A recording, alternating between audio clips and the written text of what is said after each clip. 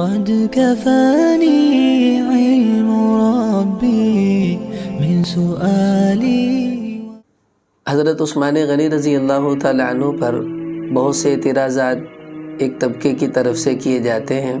ان میں سے ایک اعتراض یہ کیا جاتا ہے کہ انہوں نے بقیع کی جو چراگاہ تھی اس کو اپنے لیے مخصوص کر لیا تھا۔ اصل میں ہوتا یہ تھا کہ پہلے زمانے میں عرب میں خاص طور پر چونکہ چارے کی بڑی کمی تھی، لوگوں نے جانور رکھے ہوئے ہوتے تھے، تو بارشیں پڑتی تو خود بخود گھاس اگاتی تھی، تو وہاں پر لوگ اپنے جانوروں کو چراتے تھے۔ تو آپ صلی اللہ علیہ وسلم نے ایک موقع پر ارشاد فرمایا تھا کہ لا حما الا للہ ولرسولہ۔ بخاری کی بھی روایت یہی ہے کہ جو چراگاہ ہے اس کو مخصوص کرنے کا حق اللہ اور اس کے رسول کے لیے ہے، کسی اور کو یہ حق نہیں ہے کہ کسی جگہ کو اپنے لیے خاص کر لے۔ اصل میں بادشاہ لوگ یہ کرتے تھے کہ کتے کو لے جاتے اور کتا بھونکتا، جہاں تک کتے کی آواز جاتی کہتے یہ علاقہ ہمارا ہے، یہاں بادشاہ کے اونٹ چریں گے اور جانور چریں گے اور کسی کے نہیں۔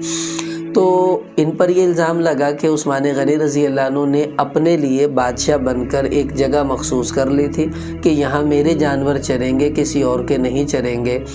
تو یہ بس اعتراض ہی ہے اور کچھ بھی نہیں ہے۔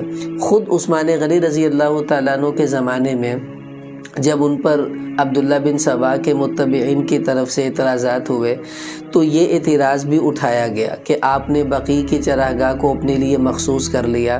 انہوں نے خود اس کا جواب دیا اور یہ کہا کہ دیکھو یہ کام میں نے نہیں، مجھ سے پہلے بھی ہوا ہے۔ حضرت عمر رضی اللہ تعالیٰ عنہ کے زمانے میں بہت زیادہ بیت المال کے جو اونٹ تھے، بکریاں تھیں، بڑھ گئی تھی جو صدقے میں آیا کرتی تھی زکوٰۃ وغیرہ کے لیے، تو ان کو ظاہر ہے کہیں چرانا تو ہوگا نا۔ تو اس زمانے میں حضرت عمر رضی اللہ عنہ نے تھوڑا سا ایک جگہ مخصوص کر لی تھی کہ یہاں صرف بیت المال کے صدقے کے جانور چرا کریں گے اور نہیں۔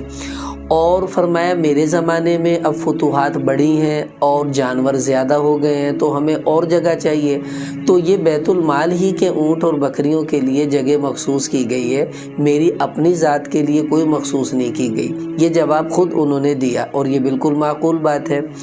دوسرا جواب اس کا یہ کہ خود حدیث میں غور کریں کہ لا حما الا للہ ولرسولہ، کہ اللہ اور اس کے رسول ہی کو حق ہے جگہ مخصوص کرنے کا، کسی اور کو نہیں۔ اس کا مطلب یہ ہوا کہ اللہ اور اس کے رسول کے لیے اگر کوئی بھی جگہ مخصوص کی جائے تو وہ تو جائز ہے، اپنے لیے مخصوص کرنا یہ جائز نہیں۔ اور عثمان غنی رضی اللہ تعالیٰ عنہ نے جو جگہ مخصوص کی تھی وہ اپنے لیے نہیں کی تھی، وہ اللہ اور اس کے رسول ہی کے لیے کی تھی، کیونکہ بیت المال وہ تو اللہ اور اس کے رسول ہی کی وجہ سے ہوتا ہے اور مسلمانوں پر اس کو خرچ کیا جاتا ہے۔ پھر عثمان غنی رضی اللہ عنہ نے ایک موقع پر خود یہ کہا تھا کہ لوگوں تم جانتے ہو کہ خلیفہ بننے سے پہلے پورے عرب میں سب سے زیادہ جانوروں والا میں تھا، اور اب میں خلیفہ بنا ہوں تو میرے پاس صرف ایک بکری ہے دودھ پینے کے لیے اور 2 اونٹ ہیں جو میں نے حج کے لیے رکھے ہوئے ہیں، اور میرے پاس کچھ نہیں بچا، میں نے سب کچھ خرچ کر دیا۔ تو اب بتائیں ایک بکری اور 2 اونٹوں کے لیے اتنی بڑی جگہ کو روکنا یہ تو کسی عقل مند کے کام میں آنے والی بات بھی نہیں ہے۔ اس لیے ہر کوئی سمجھ سکتا ہے کہ اتنی بڑی جگہوں پر 2 اونٹ نہیں چرائے جاتے۔ تو یہ محض ایک الزام تھا جس کو انہوں نے خود اپنی زندگی میں دھو دیا۔ آج بھی اگر کوئی یہ الزام ان پر تھوپ رہا ہے تو یا تو اس کے علم میں کچھ کمی ہے اور یا اس کے اندر کوئی ایسا بغض چھپا ہوا ہے جس کی وجہ سے وہ حقیقت کو چھپا کر لوگوں کے سامنے اس بات کو پھیلاتا ہے۔ بہرحال اللہ تعالیٰ ان کو بھی ہدایت دے اور ہمیں بھی اپنے دل کو اس معاملے میں صاف کرنا چاہیے۔